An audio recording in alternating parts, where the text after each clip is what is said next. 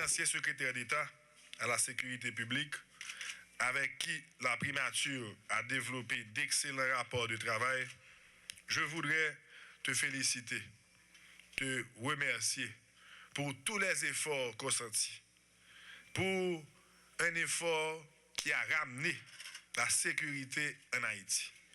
Un effort qui a ramené Haïti parmi l'une des destinations les plus sûres de la Caraïbe.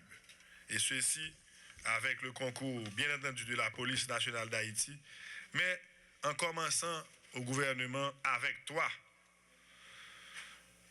Donc, pendant que je les ministres intérieurs, les ministres et nouveau secrétaire d'État sécurité à devant, donc ça c'est défiant tout là.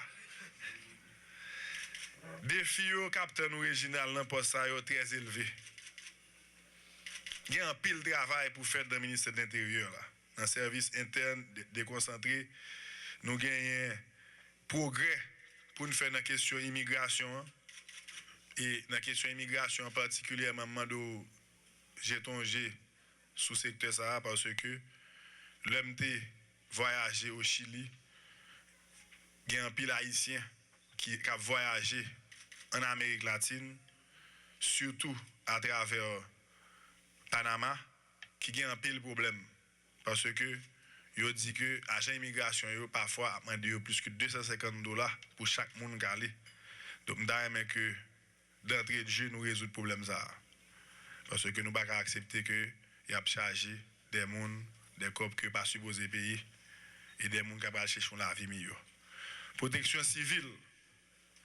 Protection civile là gagne un pile renforcement que pour nous bali.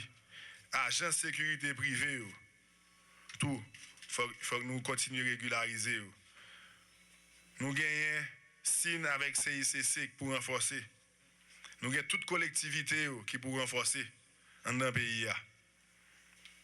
Nous gagnons tout un ministère de l'Intérieur qui vous font un travail professionnel, proche de la population. La population a senti que le ministère assez pâle. Nous gagnons une meilleure gestion de mouvements sociaux qui pour faire pour gagner un sentiment de plus d'inclusion. Loi électorale là, que le chef des députés a fait voter et captain confirmation par le Sénat, non délai clair, qui ont délai clair, eh bien, c'est un autre défi encore, qui c'est l'organisation élection dans le pays. Et le ministère de l'Intérieur a un gros rôle que pour jouer dans ça, pour ramener la confiance, pour faire tout le monde sentir que nous allons faire des élections libres, crédibles, honnêtes et démocratiques. Et c'est ça que nous voulons. Et c'est l'atmosphère ça que nous voulons créer. Et nous allons gagner une mission ça. Donc, mission multiple et sous différents niveaux. Tout en m'engageant dans mes nouvelles fonctions et responsabilités au ministère de l'Intérieur et des collectivités territoriales, je veux saluer le travail opéré par le ministre sortant, le major David Basile, qui s'est évertué à accomplir les politiques de développement local. Alors je dois préciser que le ministre sortant était avec moi hier et question de planification, malheureusement il n'est pas là avec moi aujourd'hui. Je veux rappeler que notre pays, de par sa géographie et son histoire, a connu et connaît des temps difficiles, notamment pour les saisons pluvieuses. Mais notre rôle et notre mission consistent à œuvrer à l'élaboration d'un État plus juste, plus sûr et plus solidaire. En ce sens, la direction de la protection civile devra être beaucoup plus proactive. Nous avons en mémoire la catastrophe du 12 janvier 2010.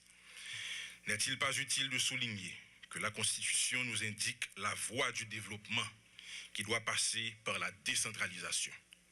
La protection civile et la décentralisation aboutissent au renforcement de collectivités territoriales afin de rendre l'État plus proche de ses citoyens.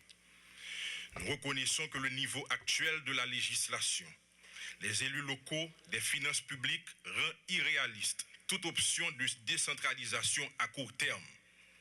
Néanmoins, c'est la tâche qui incombe aux politiques de mettre en œuvre les vœux de la Constitution. C'est donc avec plaisir, honneur et détermination que je me dédie à cette responsabilité au sein du gouvernement.